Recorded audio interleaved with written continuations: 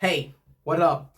This is Jonathan with Remote Contractor Solutions. Want to give you 4 pieces of advice that I've been using in my business that has absolutely revolutionized my business in the last 4 years. There's 4 things in businesses that you should be paying attention to and focusing on. The number one first thing is acquisition. Where are you getting your leads from? Where are your leads coming from?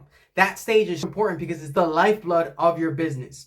Leads come from a source. They come from different channels. That can be Facebook, Yelp, Google, GM, LSA, local service ads, AdWords. That can be word of mouth, lead home shows, yard signs, car wraps, business cards left in the bathrooms, business cards left in coffee shops.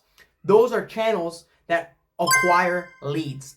Once they come into your pipeline, you need to nurture them. When you start nurturing them, there's a process in that acquisition stage that you need to master. That, my friends, is called nurturing in your CRM, in your customer relationship manager. Now, what do you do to nurture a customer? Well, first thing is first, you do the respectful thing and collect their information, name, number, email address. Super important. I know there's a lot of businesses that don't collect emails, but emails are vital. Some people collect only phone numbers. It might be a landline. It might not be a text message, textable phone number. Collecting all those 3, name, number, email, and obviously the property address where you're servicing the business. Once you collect those, it goes into your customer service, your CRM, whatever you use. We use Jobber. It's absolutely phenomenal. Once they're in your pipeline, they're officially a customer that raised their hand and say, hey, I might want to do business with you. It's not a secure, hey, I'm doing business with you. It's a, hey, I kind of want to do business with you, because they don't know you yet. They only know you by the channel that it came from. Pretend it's like a cloud. This cloud, though, it's a faucet.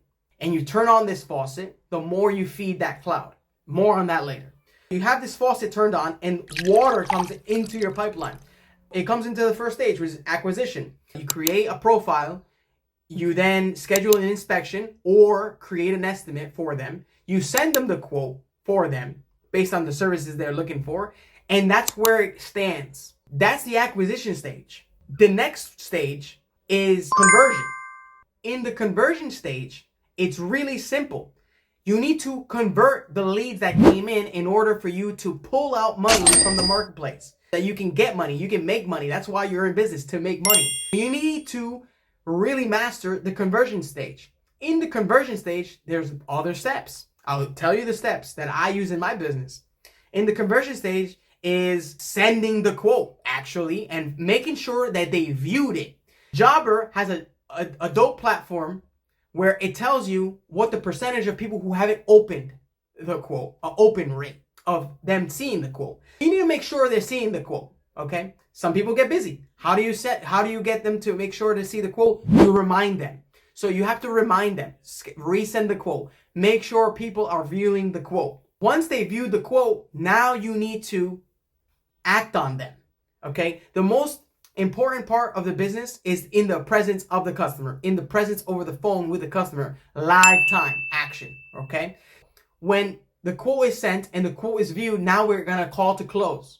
The call to close is you're trying to make a deal happen. And this is where you handle all the objections. Oh, I gotta talk to the wife. Oh, I don't got time right now. Oh, we're looking to get this job done in the next couple months, in the springtime, summertime, wintertime. Whatever their objection is, handle it. What I started to do is I started to grab all the objections, write them down in a SOP, and train myself to give the same reply. I'll give you an example. Oh, the price is too high. I got 3 other quotes and your price is the highest. Well, Mr. Customer, the high price of a quality job is soon forgotten, but the price of a low quality job is never forgotten. Oh, what does that mean? I'll tell you what. You go with us, I guarantee you're going to have an amazing service. You're going to have high quality installation. The project is going to be done right and get it done for you with no headaches. Now, if you want to go with the cheaper one, guess what? They say in Spanish, lo que es barato sale caro. What does that mean? What's cheap ends up being the most expensive. Why don't you just bite the bullet and go with us, and we hope to earn your business? What's the price we can do today? Oh, can you do a little better? Listen, how flexible are you? Can we, if we can do your installation tomorrow, can I help you save $200?